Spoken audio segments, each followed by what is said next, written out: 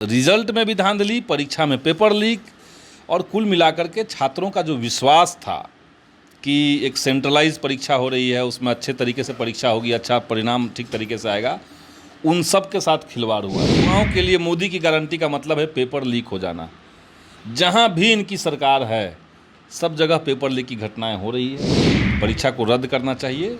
इस तरीके से युवाओं के भविष्य के साथ जिन बच्चों ने साल भर मेहनत किया है, दिन रात लोग पढ़ाई किए हैं, उनके साथ खिलवाड़ सरकार को करने का कोई अधिकार नहीं है। इस जगह से सवाल अंदर जा रहे थे, सवाल बाहर सड़क पर घूम रहा था, उसको लोगों ने जलाया, आधा जला हुआ हिस्सा पुलिस को मिला। ये सब कौन नहीं जान रहा है। महाराजगंज विधायक संदीप सौरभ हमारे साथ हैं। नीट प्रकरण को लेकर, फर्जीवाड़ा के मामला को लेकर जो स्टूडेंट हो वो लगातार सड़कों पर संघर्ष कर रहे हैं, कि कैसे देखते हैं इसको? देखिए, 50 लाख बच्चों का सवाल है, उनके भविष्य का सवाल है, उनके गार्जियन सब चिंतित हैं। लेकिन दुर्भाग्य है कि केंद्र की जो मोदी सरकार है वो बहुत बेशर्मी के साथ, ढिठाई के साथ झूठ बोल रही है। सब लोग जानते हैं कि पटना में पेपर लीक हुआ था, FIR दर्ज है, जो लोग गिरफ्तार हुए हैं उन्होंने बयान दिया है। पेपर बाहर था, उसको जला दिया गया था, जला हुआ हिस्सा भी पुलिस को प्राप्त हुआ है। तो पेपर लीक है, और केवल पेपर लीक का मामला नहीं है। नीट की परीक्षा जो NTA ने लिया, NTA जान लीजिए कि मोदी सरकार ने इसलिए लाया था ताकि देश में जितने सारे यूनिवर्सिटी है, जितनी नौकरियां हैं, सबको सेंट्रलाइज करके उसमें अपने लोगों को घुसा सके। तो पूरे कॉन्सेप्ट में ही एक तो गड़बड़ी है। दूसरा कि जो नीट की परीक्षा इस बार ली गई, उसका परिणाम दिया गया था 4 तारीख को, 4 जून को। अब सबसे बड़ी बात है कि जब NTA ने पहले कहा कि नीट का परिणाम आएगा 14 तारीख को, 14 जून को आना चाहिए था, तो आपने 4 तारीख को क्यों दिया? 10 दिन पहले क्यों रिजल्ट दे दिया? क्योंकि आपको लग रहा था कि भाई देश के लोग लोकसभा चुनाव के परिणाम में व्यस्त रहेंगे, नीट में धांधली हम कर चुके हैं, इसलिए उस परिणाम पे किसी का ध्यान नहीं जाएगा। 720 नंबर की परीक्षा है, एक सवाल गलत होने पर 1 नंबर कट रहा है, सही होने पर 4 नंबर मिल रहा है। यानी अगर एक सवाल भी कोई गलत करता है तो उसको 716 में से एक घट गया, 715 नंबर मिलना चाहिए। आप 718 नंबर किस हिसाब से दिए हुए हैं? 719 नंबर कैसे दिए हुए हैं? तो ये रिजल्ट में भी धांधली, परीक्षा में पेपर लीक और कुल मिलाकर के छात्रों का जो विश्वास था कि एक सेंट्रलाइज परीक्षा हो रही है, उसमें अच्छे तरीके से परीक्षा होगी, अच्छा परिणाम ठीक तरीके से आएगा, उन सब के साथ खिलवाड़ हुआ है। बेशर्मी के साथ सरकार झूठ पर झूठ बोले जा रही है।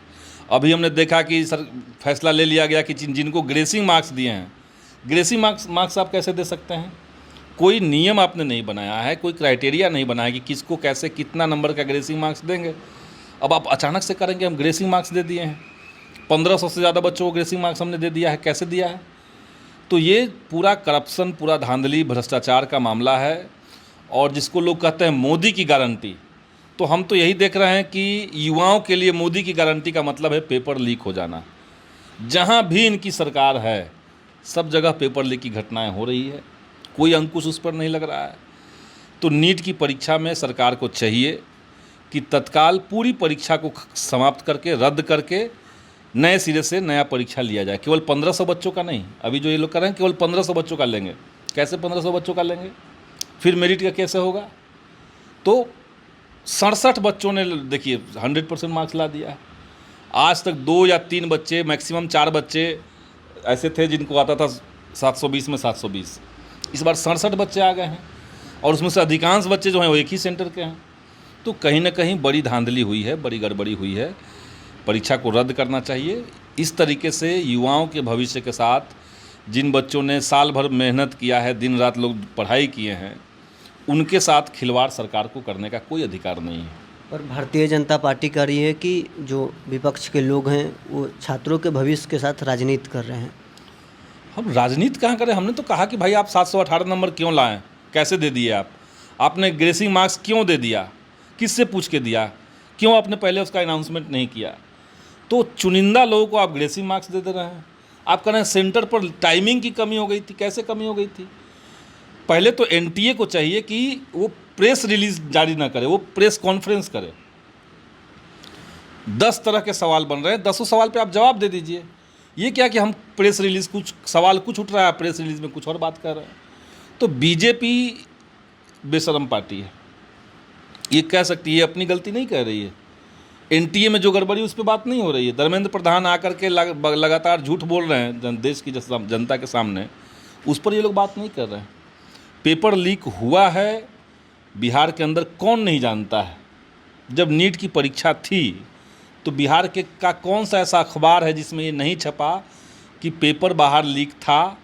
इन मेडिकल कॉलेज के कुछ सीनियर स्टूडेंट्स, कुछ डॉक्टर्स उसको सॉल्व कर रहे थे, कुछ जगह से सवाल अंदर जा रहे थे, सवाल बाहर सड़क पर घूम रहा था, उसको लोगों ने जलाया, आधा जला हुआ हिस्सा पुलिस को मिला। ये सब कौन नहीं जान रहा है। तो बीजेपी के लोग ये क्यों बात कह रहे हैं कि भाई विपक्ष राजनीति कर रहा है। विपक्ष राजनीति नहीं कर रहा है, विपक्ष तो मुद्दों की बात कर रहा है। विपक्ष कह रहा है कि भाई बच्चों के साथ इंसाफ होना चाहिए। तेजस्वी यादव कह रहे हैं कि भारतीय जनता पार्टी की सरकार केंद्र में रहे या बिहार में रहे, पेपर लीक तो होते ही हैं। वही मैंने कहा, यही मोदी की गारंटी है। पेपर लीक मोदी की गारंटी है। कोई परीक्षा साफ सुथरे तरीके से इन लोग के शासनकाल में नहीं हो सकता है। आप भी छात्र राजनीति किए हैं, छात्र राजनीति के उपज हैं, स्टूडेंट को कितना इससे बहुत बड़ा नुकसान है। देखिए, विश्वास का नुकसान सबसे बड़ी बात है।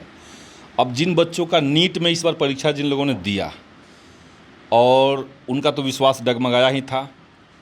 जो अभ्यर्थी पिछले साल नीट दिए थे और उनका रैंक अच्छा नहीं आया या वो सफल नहीं हो पाए, उनको उनके अंदर ये डाउट पैदा हुआ कि हो सकता है कि इस बार तो पकड़ा गया, पिछली बार भी नीट में सेटिंग हुआ होगा। ये जो एनटीए का कॉन्सेप्ट है, नेशनल टेस्ट एजेंसी, 2017 में जब मोदी सरकार इसको लेकर के आई थी तो सरकार ने कहीं विचार विमर्श नहीं किया। अचानक से संसद में बजट सत्र में वित्त मंत्री के मुंह से जवान से कहलवा दिया गया कि हमने एक एजेंसी बना दिया है, वो एजेंसी अब सब तरह का चीज़ करेगा। अब इसके चलते हो क्या रहा है, एनटीए लाने का मकसद यही था कि मोदी जी जो हैं उनको पावर जितना ज़्यादा मिला हुआ है, उनकी भूख नहीं कम हो रही, उनको चाहिए कि हर चीज़ का पावर मेरे हाथ में हो। अब कोई सेंट्रल यूनिवर्सिटी है, उसमें पीएचडी का एडमिशन होना है, उसमें एनटीए का क्यों लगा दिया आपने। बीए एमए की सारे जगह का एडमिशन अब एनटीए कर रहा है। पूरे देश में इंजीनियरिंग की पढ़ाई का एडमिशन एनटीए करवाएगा, मेडिकल का एडमिशन एनटीए करवाएगा, हाई कोर्ट के स्टाफ का एडमिशन एनटीए करवा रहा है, सुप्रीम कोर्ट में जो रजिस्ट्री ऑफिस का जो भर्ती होता है सब चीज़ एनटीए करवा रहा है। तमाम तरह की बहालियाँ उसको आपने दे दिया, एडमिशन सब चीज़ उसने दे दिया। इतना हाईली सेंट्रलाइज चीज़ जब रहेगा, एक आदमी अगर उसमें करप्ट घुस जाएगा तो सारी चीज़ें कोलैप्स कर जाएंगी। तो संस्थानों की अपनी स्वायत्तता, आईआईटी जब अपने तरीके से परीक्षा लेता था, सीबीएसई के माध्यम से परीक्षा लेता था, तो आईआईटी को अपने तरीके से क्वेश्चन सेट करने का अधिकार था। जेएनयू में जब पीएचडी के एडमिशन होते थे तो जेएनयू खुद अपना सवाल बनाता था, लॉन्ग आंसर लिखना रहता था बच्चों का, उसमें आप लेखन क्षमता किसकी क्या है, किसके अंदर क्या समझदारी है, वो आप समझ पाते थे। एनटीए आपने ला दिया, हर चीज़ को ऑब्जेक्टिव कर दिया, हर परीक्षा को ऑब्जेक्टिव कर दिया। तो आप चाह रहे हैं कि यूनिवर्सिटीज़ के अंदर एडमिशन में क्वालिटी कम हो जाए और चुनिंदा बच्चों को उसमें दाखिला मिले। एनटीए का कोई रिस्पॉन्सिबिलिटी नहीं है। उसने क्या गड़बड़ी की, नेट का परीक्षा एनटीए करवा रहा है, पूरे देश में यूजीसी नेट एनटीए करवा रहा है। तो ये एनटीए जो है वो अपने आप में प्रॉब्लमेटिक है, इसका पूरा कॉन्सेप्ट प्रॉब्लमेटिक है। और उसने जो नीट के अंदर किया एनटीए ने, वो बेशर्मी का सीमा है। इसीलिए हम तो मांग बार बार कर रहे हैं कि नीट की पूरी परीक्षा रद्द हो। अभी सरकार कह रही कि नहीं, हम केवल 1500 से कुछ ज़्यादा बच्चे जो हैं जिनको ग्रेसिंग मार्क्स दिया गया एनटीए के अनुसार, केवल उसी की परीक्षा हम रद्द करेंगे, बाकी लोग का वैसे ही रहने देंगे। ये कौन सा तरीका हुआ। अब इन 1500 बच्चों को आप क्या सवाल देंगे, इस सवाल का स्टैंडर्ड क्या होगा, पिछले सवाल का स्टैंडर्ड क्या था, ये कौन तय करेगा। फिर मेरिट कैसे आप बनाएंगे। 67 बच्चों को आपने 100% मार्क्स दिया था। अभी तक देश के जितने टॉपर्स थे उनका एडमिशन दिल्ली के एम्स में होता था। इस बार 67 बच्चों को आपने दे दिया है, वहाँ सीटें उतना नहीं है, तो टॉपर्स भी इस बार एम्स में नहीं जा पाएंगे। ये कौन सी परीक्षा चल रही है। एनटीए कह रहा कि इस बार परीक्षा का जो क्वेश्चन का लेवल था वो थोड़ा सा आसान था, जबकि बच्चे कह रहे हैं कि नहीं, पिछले बार की जगह पे हार्ड था इस बार। तो ये खुलेआम धांधली, करप्शन, पैसे का लेन देन वाला है। और पैसे का लेन देन क्यों होता है एनटीए, मैंने नीट की परीक्षा में क्यों धांधली हुआ, क्योंकि देश भर में जो मेडिकल कॉलेजेस खुले हुए हैं, जो भारी संख्या में डोनेशन, बहुत बड़ा रकम डोनेशन का लेते हैं, 50 लाख तक लोग पैसा ले रहे हैं। तो एक बच्चा जिसको प्राइवेट में एडमिशन मिलेगा बगैर नीट किए हुए, उसको 50 लाख देना पड़ेगा। अगर वो नीट में के थ्रू जाएगा तो उसको 5 लाख में सरकारी कॉलेज मिल जाएंगे।